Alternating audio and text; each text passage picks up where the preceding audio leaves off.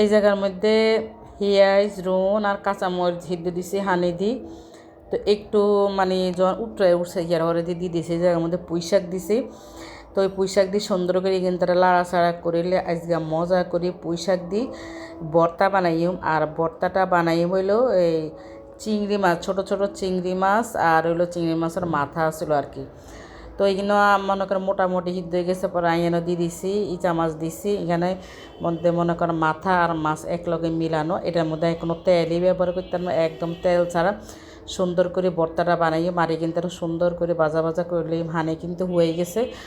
তো এই যে ভালো করে হানি কিন্তু হুয়াই লইছি, কোনো একখানা হানিও নাই। তারপরে দিটারে হাড়ার মধ্যে বাড়ি লইছি আই সুন্দর করে। তো ইয়ান ভাত খাইতাম বই গেছি, গরম গরম ভাতের লগে পুঁই শাক দিই চিংড়ি মাছের ভর্তাটা এত মজা হইছে মানে কনের মতো না, তেল ছাড়া কোনো তেল দেয়নি এটার মধ্যে। আর এত মজা করে স্বাদ করে আজকে ভাতটা খাইছি আর পুরা ভাইয়ারা।